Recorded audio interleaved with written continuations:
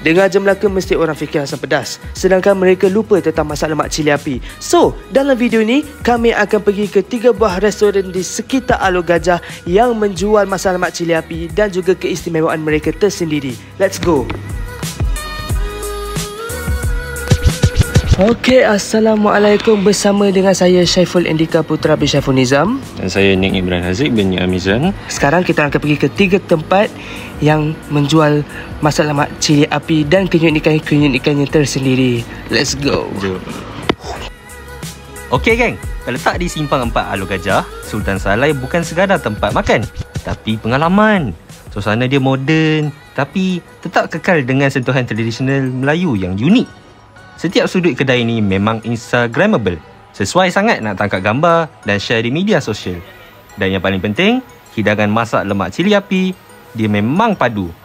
Sambil makan, korang juga boleh kenali tokoh yang hebat macam Dol Said dan Tok Gajah yang jadi inspirasi tempat ini. Dah berapa lama agaknya tak makan daging salai ni rasanya? Dah setahun 2 tahun dah, tapi tak apa geng. Kita akan rasa daging salai. Okey, macam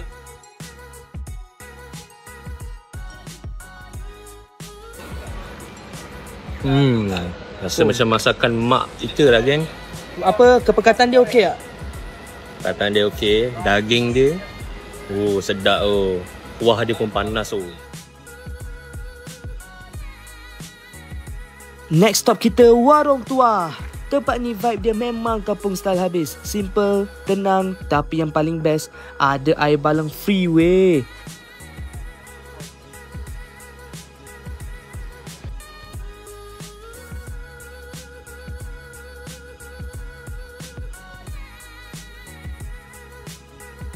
Tapi kan, ni yang rare tau. Fun fact, dekat sini, daging salai dia tak guna kayu. Diorang guna tempurung kelapa. Tu yang buat bau dia lain macam. Lemak-lemak manis, asap dia padu, tak pedihkan mata.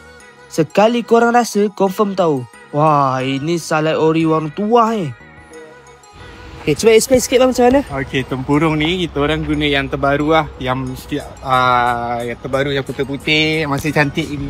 Yang masih baru parut lah. Baru guna. Oh, so dalam tu ni ada apa? Itik kan? Daging. Itik dan daging setakat ni. Tu. Punya tong salai baru ni sel penuhnya. Ini baru nak buat ke? Ini yang baru yang besar ni. Oh, Sebab adalah beberapa benda kita cuba tak jadi, so kita nak back to basic balik lah. okey, faham. Dan last stop kita guys, Serambi Salai. Ni tempat dia special sikit tau, sebab kedai ni kat rumah je. Tapi weh, diorang buka dari pagi sampai malam. Malam pun ada western tau. Campur-campur semua, tapi semua padu. Masak lemak dia cair, tapi pedas ketekak Yang bestnya, tempat ni tak ramai orang tahu. So korang boleh chill, makan lama-lama, lauk pun banyak. Semua rasa macam air tangan mak sendiri.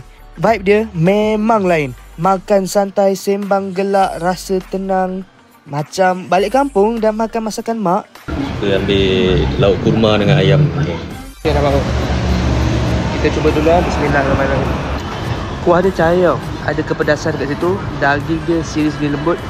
Rebung dia pun sedap.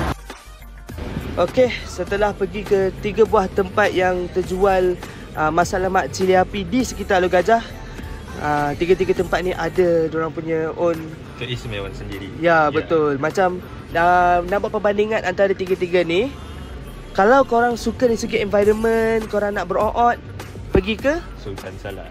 Kalau korang nak pergi, korang nak experience rasa perkampungan, apa semua, ada ayam, apa semua, pergi ke Warung Tua. Warung Tua. And last sekali, kalau korang memang betul-betul rasa nak kampung tu, nak rasa macam berada di rumah, macam nak rasa masakan mak sendiri, pergilah ke Serambi Salai.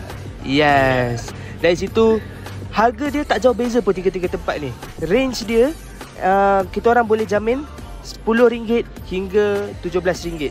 Jarak antara 3 tu dekat sangat.